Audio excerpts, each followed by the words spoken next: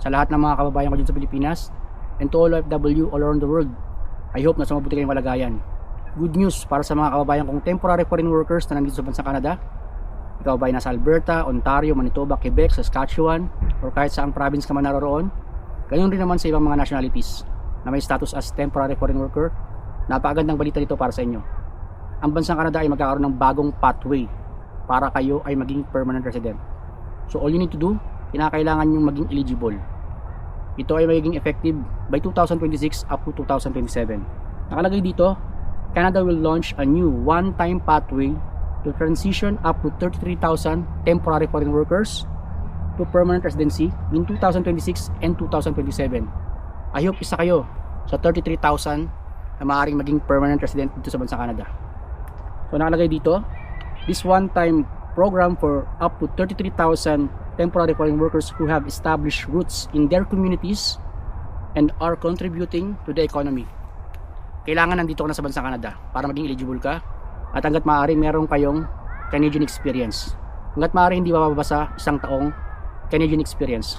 Nasa agriculture ka ba, healthcare, manufacturing, or kahit saang industry, as long as in demand, nakakatulong ka sa economy ng Canada, ikaw ay magiging qualified or ikaw ay eligible.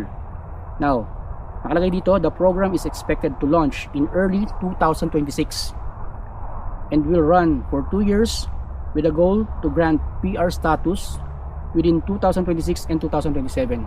Kaya kinakailangan yung ihanda ang inyong mga eligibility requirements mga kabayan. So ito na yon. Eligibility will be likely focused on individuals with valid work permits. It's either naka-close work permit ka or specific employer open work permit, as long as active yan, and dapat kayo ay taxpayer. Ihanda ninyo yung mga T4 ninyo mga kabayan, and are helping to build the Canadian economy. Kumbaga mag-participate kayo sa mga community activities or kung ano man maaari yung mai-contribute sa community. At meron kayong mga certification na kayo ay nakatulong, proof or isang requirement para maging malakas ang inyong application at kayo ay magkaroon ng chance na mag-grant na permanent residency. So yun mga kabayan Kaya ang programa na ito ay dapat ninyong samantalahin or ang pathway na ito. Dahil nga para kayo ay magkaroon ng chance and of course magkaroon ng katuparan ng inyong Canada Dream. So sa lahat ng mga nag-iisip about may chance pa ba ako maging PR, yung mga nandito sa Canada, and yung mga kababayan natin na from outside Canada na may chance pa ba ang aking Canada Dream, of course may chance mga kababayan Again, lagi kong sinasabi, hindi naman sinasabi ng bansang Canada na bawal na kayong pumunta dito, bawal na kayong makapagtrabaho dito. Tandaan niyo, iba-iba yung mga naririnig niyo sa social media. Maraming mga nagsasabi na hindi na talaga pwede makapag-Canada yung mga kababayan natin and even yung mga ibang nationalities dahil overcrowded na. Guys, it's up to the government.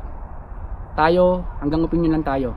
Sila yung gumagawa ng hakbang para yan ay magkaroon ng katuparan para ma-resolve yan. At the end of the day, ikaw na nangangarap, dapat motivated ka, dapat meron kang positive mindset. Dahil unang-una kung magpapa-apekto ka sa mga naririnig mo about mga toxic mindset ng mga kababayan natin, guys, mawawalan ka ng gana at maaari kang ma-discourage. So hindi ko sinasabing lahat ng sinasabi ko ay puros positive. Of course binabalance ko rin yan mga kababayan pero ang akin more on motivational, more on to inspire kayo para magpatuloy. So ganun lang.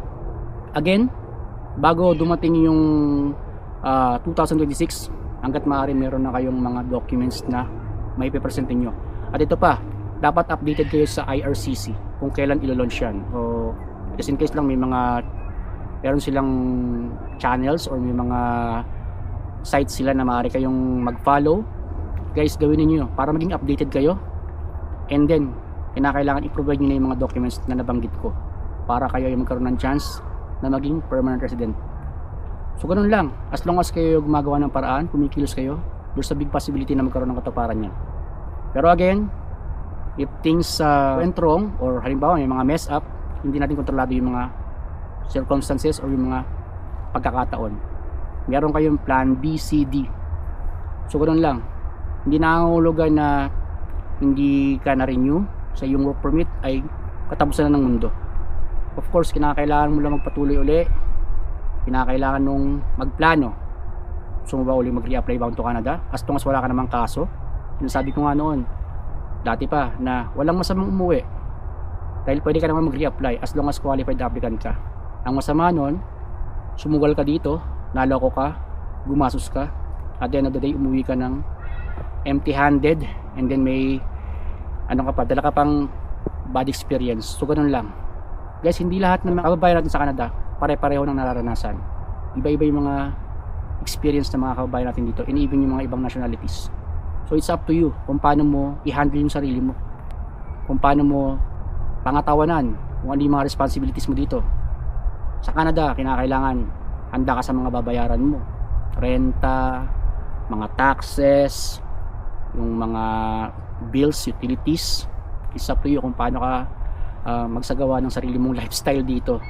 At the end of the day, kayo nga ang gumagawa ng inyong mga sarili-sariling buhay dito, or ikaw yung gumagawa ng yugto mo sa bansang Canada. Pero syempre, lahat yan ay may kaakibat na responsibility. Mag-focus ka sa goal mo, huwag mong pakialaman yung buhay ng ibang tao dahil hindi mo priority yan. Priority mo ay ang goal mo. Hindi makakatulong ang pagiging toxic, and again, dapat open-minded ka. Kinakailangan maging mapanuri ka sa mga naririnig mo, napapanood mo, nababasa mo. Hindi lahat ng mga sinasabi nila about Canada ay negatibo. Hindi naman lahat din ng sinasabi ay positibo. Dapat neutral ka lang. Kung ganun lang, I hope nakatulong sa inyo ang video na ito sa mga nangarap makapagtrabaho sa bansang Canada. Sinasabi ko sa inyo, hindi sila nagbabawal, naghihigpit lang sila dahil nagkakaroon ng mga cases about abuse and exploitation. Pero patuloy pa rin naman ang pagtanggap nila sa mga skilled workers para makapagtrabaho sa Canada. And kagaya na nga nabanggit ko, ang content na ito ay para sa mga kababayan kong temporary foreign workers and even ibang nationalities na magkaroon kayo ng chance na ma-motivate and ituloy ninyo ang pangarap ninyo na maging permanent resident dito sa bansang Canada. So yun, kung meron kayong tanong, lapad nyo lang dyan sa comment section. And kung sakasakaling nagustuhan ninyo at nakatulong sa inyo ang video nito, don't forget to give a thumbs up. At kung bago ka pa lang sa akin channel, huwag mo kalimutan mag-subscribe and click mo notification bell para lagi kang updated sa mga bagong job opportunities, Boy FW, na aking ina-upload. Ingat palagi kabayan, God bless.